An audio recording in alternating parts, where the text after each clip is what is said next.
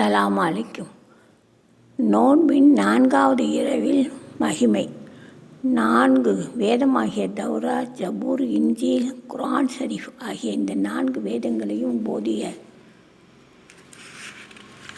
ஓதியவர்கள் நன்மையை போன்றவைகளை இவனுக்கு கொடுக்கப்படும் என்று நபிநாயகம் ஸல்லல்லாஹு அலைஹி வஸல்லம் அவர்கள் கூறினார்கள்.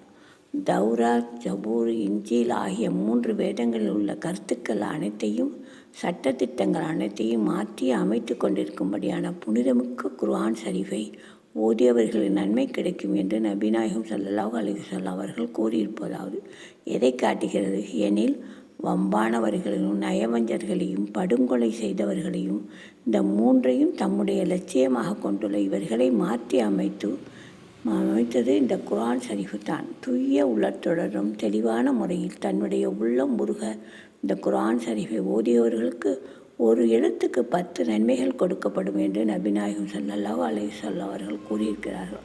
அந்த இரவு குர்ஆன் ஷரீஃப் முழுவதும் ஓதினால் எத்தனை லட்சம் நன்மைகள் கிடைக்கும் என்பதை வாசகர்கள் கவனத்தில் கொண்டு அந்த இரவை நன்மை பயக்கூடியதாக நீங்கள் ஆக்கிக்கொள்ளும். நிச்சயமாக அது ஈருலகத்தின் வெற்றிக்கும் வெற்றி வாகை சூடக்கூடியதாக இருக்கிறது.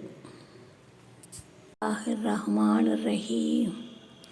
யா அல்லாஹ், என்னுடைய குடும்பத்திலும் என்னுடைய வாழ்க்கையிலும் என்னுடைய அறிவிலும் பரக்கத்தை செய்தல்வாயாக.